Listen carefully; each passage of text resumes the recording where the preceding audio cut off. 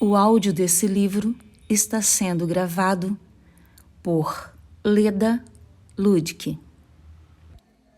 Livro O Grande Conflito, autora Ellen White.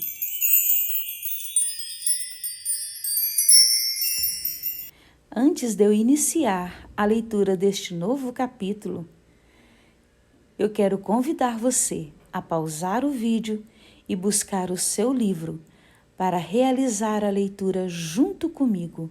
É muito bom ter você comigo aqui. Trevas espirituais na Igreja Primitiva. O apóstolo Paulo declarou que o dia da volta de Cristo não viria sem que primeiro venha a apostasia e seja revelado o homem da iniquidade, o filho da perdição, o qual se opõe e se levanta contra tudo o que se chama Deus ou é objeto de culto, a ponto de assentar-se no santuário de Deus, ostentando-se como se fosse o próprio Deus. Além disso, o mistério da iniquidade já opera. 2 Tessalonicenses 2, versos 3, 4 e 7. Mesmo naqueles primeiros tempos, o apóstolo viu, penetrando na igreja, erros que preparariam o caminho para o papado. Pouco a pouco, o mistério da iniquidade levou avante sua obra enganadora. Os costumes do paganismo entraram na igreja cristã, embora restringidos durante algum tempo pelas terríveis perseguições que a igreja teve de suportar sob o mesmo paganismo. Cessada a perseguição, o cristianismo abandonou a humilde simplicidade de Cristo em troca da pompa e orgulho dos sacerdotes e governantes pagãos.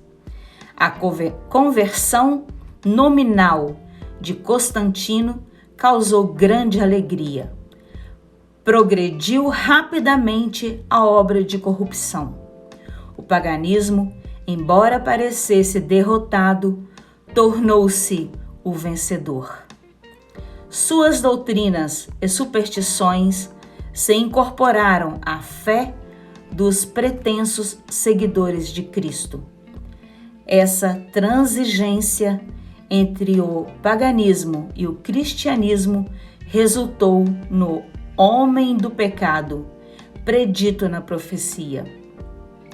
Aquela falsa religião é a obra-prima de Satanás. Seu esforço por sentar-se sobre o trono e governar a terra segundo a vontade dele.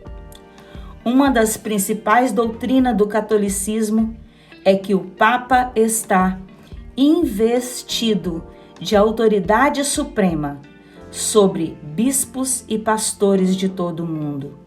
Mais que isso, tem se intitulado o Papa de Senhor Deus, o Papa, e sido declarado que ele é infalível. A mesma pretensão em que insistia Satanás no deserto da tentação, ele ainda a apresenta por meio da Igreja de Roma, e é grande o número dos que estão prontos a prestar-lhe homenagem.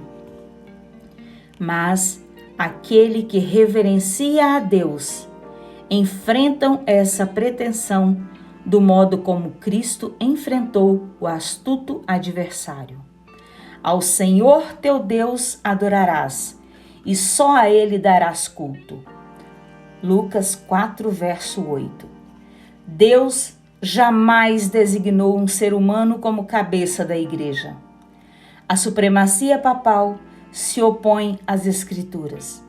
O Papa não pode ter poder algum sobre a Igreja de Cristo, exceto por usurpação. Os defensores do papado acusam os protestantes de se separarem voluntariamente da verdadeira igreja. São eles, porém, os que se afastaram da fé que uma vez foi entregue aos santos. Satanás bem sabia que foi pelas Sagradas Escrituras que o Salvador resistiu a seus ataques. Em cada investida, Cristo apresentou o escudo da verdade, dizendo: está escrito, a fim de Satanás manter seu domínio sobre os seres humanos e estabelecer sua autoridade como usurpador. Deveria conservá-los ignorantes a respeito das Escrituras. Suas sagradas verdades deveriam ser ocupadas e suprimidas. Durante séculos, a circulação da Bíblia foi proibida pela Igreja de Roma. Ao povo foi proibida a sua leitura. Sacerdotes e prelados interpretavam seus ensinos de modo a favorecer suas pretensões. Assim, o Papa veio a ser quase universalmente reconhecido como representante de Deus na Terra. Como foi modificado o sábado? A profecia declara que o papado tentaria mudar os tempos e as leis. Daniel 7, verso 25. A fim de prover um substituto para a adoração dos ídolos. A adoração à imagem e relíquias foi gradualmente introduzida no culto cristão. O decreto de um concílio geral estabeleceu finalmente essa idolatria. Roma se atreveu a eliminar a lei de Deus, o segundo mandamento, que proíbe a adoração a imagens, e a dividir o 10º mandamento, a fim de conservar o número 10. Líderes não consagrados da Igreja modificaram o 4º mandamento, pondo de parte o antigo sábado, o dia abençoado e santificado por Deus. Gênesis 2, versos 2 e 3. E em seu lugar exaltaram a festa observada pelos pagãos como o venerável dia do sol. Nos primeiros séculos, o verdadeiro sábado foi guardado por todos os cristãos, mas Satanás operou a fim de atingir seu objetivo. O domingo foi transformado em festividade em honra à ressurreição de Cristo. Atos religiosos eram nele realizados. Era, porém, considerado como dia de recreação, sendo o sábado ainda observado como dia santo. Satanás induzira os judeus, antes do advento de Cristo, a sobrecarregar o sábado com as mais rigorosas imposições, tornando-o um fardo. Então, aproveitando-se da maneira distorcida de como esse dia era visto, lançou o desprezo sobre o sábado, como sendo uma instituição judaica. Enquanto os cristãos geralmente continuavam observando o domingo como festividade prazerosa, Satanás os levou a fazer do sábado um dia de tristeza e pesar, a fim de mostrarem seu ódio ao judaísmo. O imperador Constantino promulgou um decreto fazendo do domingo uma festividade pública em todo o Império Romano. O dia do sol era reverenciado por seus súditos pagãos e honrado pelos cristãos. Foi levado pelos líderes da igreja a fazer isso. Inspirados pela sede de poder, perceberam que, se o mesmo dia fosse observado tanto por cristãos quanto por pagãos, isso resultaria em maior poder e glória para a igreja. enquanto muitos cristãos, tementes a Deus, foram gradualmente levados a considerar o domingo como possuindo certo grau de santidade, ainda mantinham o verdadeiro sábado e observavam a obediência ao quarto mandamento. O grande enganador não havia terminado a sua obra. Estava determinado a exercer o poder por intermédio de seu representante. O orgulhoso pontífice, que pretendia ser o representante de Cristo, vastos concílios foram realizados, em que se reuniam os líderes da igreja de todo o mundo. Em quase todos os concílios, o sábado era rebaixado um pouco mais, enquanto o domingo era exaltado. Assim, a festividade pagã veio a ser finalmente honrado como instituição divina, enquanto o sábado bíblico era declarado como relíquia do judaísmo, amaldiçoando-se a sua observância. A apostatada tivera êxito em exaltar-se contra tudo que se chama Deus ou é objeto de culto, segundo Tessalonicenses 2, verso 4. Ousara mudar o único preceito da lei divina que indica o Deus verdadeiro e vivo. No quarto mandamento, Deus é apresentado como Criador, como memorial da obra da criação. O sétimo dia foi santificado para o repouso do ser humano, destinado a conservar o Deus vivo, sempre diante da mente humana, como digno de adoração. Satanás se esforça por desviar as pessoas da obediência à lei de Deus, enquanto dirige seus esforços contra o mandamento que aponta a Deus como Criador.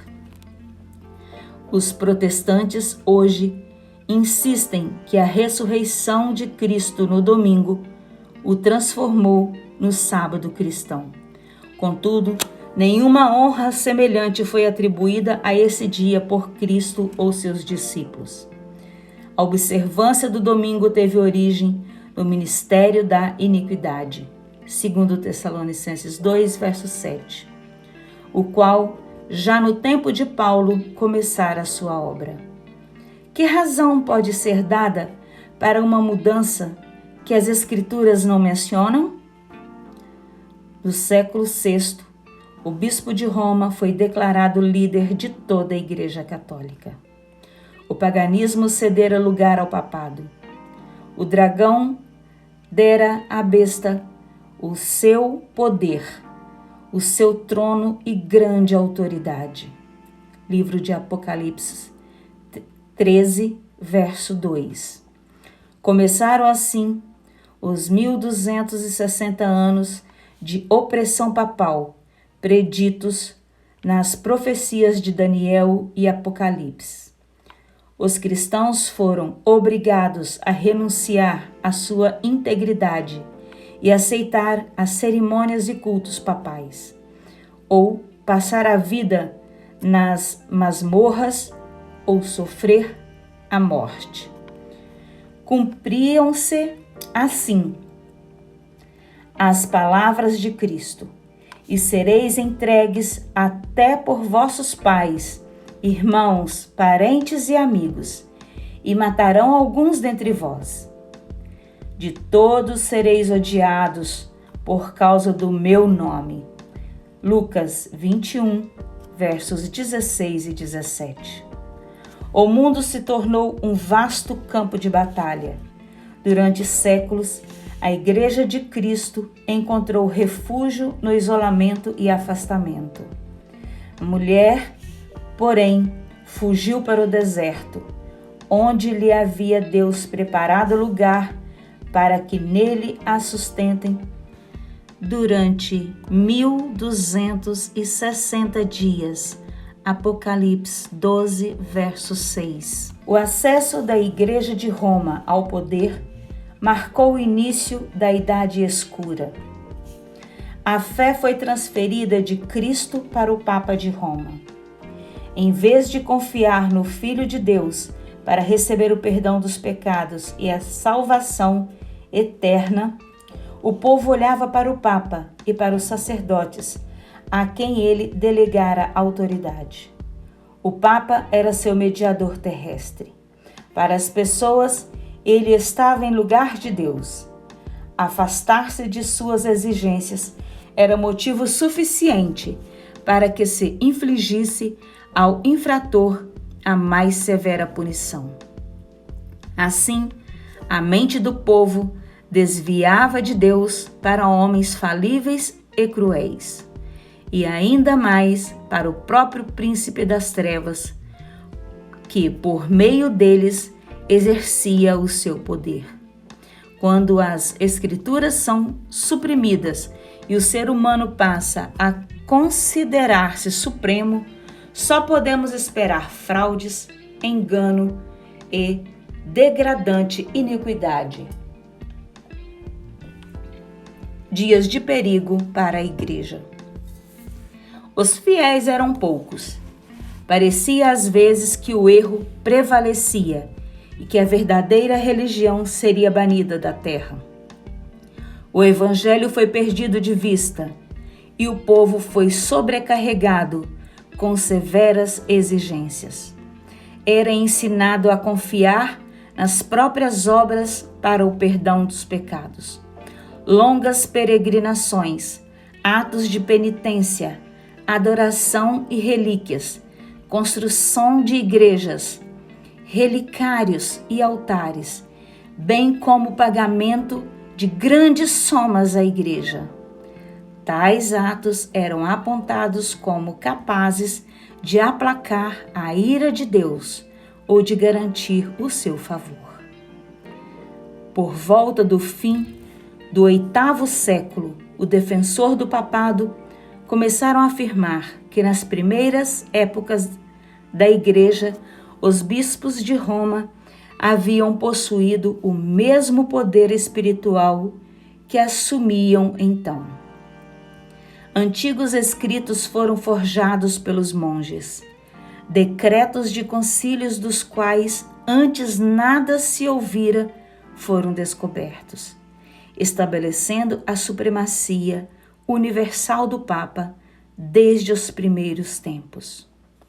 Os poucos fiéis que contribuíram sobre o verdadeiro fundamento achavam-se perplexos, cansados do constante esforço contra a perseguição, fraude e qualquer outro argumento criado por Satanás. Alguns que haviam sido fiéis desanimaram. Por amor à paz e segurança de sua propriedade e vida, desviaram-se do genuíno fundamento. Outros não se deixavam intimidar pelos inimigos. Generalizou-se a adoração de imagens. Acendiam-se velas perante imagens e orações eram dirigidas a elas. Prevaleciam os costumes mais absurdos. A razão parecia haver perdido o domínio. Enquanto os próprios sacerdotes e bispos amavam o prazer e eram corruptos, só se podiam esperar que o povo que os tinha como guias submergisse na ignorância e vício. No 11º século, o Papa Gregório VII proclamou que a Igreja jamais havia errado e nem mesmo poderia errar de acordo com as Escrituras, mas as provas bíblicas não acompanhavam a afirmação. O arrogante pontífice reivindicava também o poder de depor imperadores. Uma ilustração do caráter tirano desse defensor da infalibilidade foi o tratamento que dispensou ao imperador alemão Henrique IV, por haver supostamente desprezado a autoridade papal. Esse monarca foi excomungado e destronado. Seus próprios príncipes foram encorajados por mandado do Papa a rebelar-se contra ele. Henrique sentiu a necessidade de fazer as pazes com Roma. Em companhia da esposa e de um servo fiel, atravessou os Alpes em pleno inverno, a fim de humilhar-se perante o Papa. Chegando ao castelo do Papa Gregório, foi conduzido a um pátio externo. Ali, no rigoroso frio do inverno, com a cabeça descoberta e pés descalços, esperou a permissão do Papa, a fim de comparecer à presença dele. Só depois de 3 dias de jejum e confissão, o pontífice concedeu-lhe o perdão. E ainda com a condição de que o imperador esperasse a autorização do Papa antes de reassumir as insígnias ou exercer o poder da realeza. Gregório, envaidecido com o triunfo, vangloriava-se de que era seu dever abater o orgulho dos reis. Quão notável é o contraste entre o despótico pontífice e Cristo, que se apresenta como estando diante da porta do coração, suplicando para entrar. Apocalipse 3, verso 20. Ele ensinou aos discípulos: quem quiser ser o primeiro entre vós, seja vosso servo. Mateus 20, verso 27. Mesmo antes do estabelecimento do papado, os ensinos dos filósofos pagãos haviam exercido influência sobre a Igreja. Muitos ainda se apegavam aos dogmas da filosofia pagã, estimulavam o seu estudo como forma de ampliar a influência entre os pagãos. Erros graves foram assim introduzidos na fé cristã. Como as falsas doutrinas entraram na Igreja? Destaca-se, entre outros erros, a crença na imortalidade natural do ser humano e sua consciência na morte. Essa doutrina lançou o fundamento sobre o qual Roma estabeleceu a invocação dos santos e a adoração da Virgem Maria.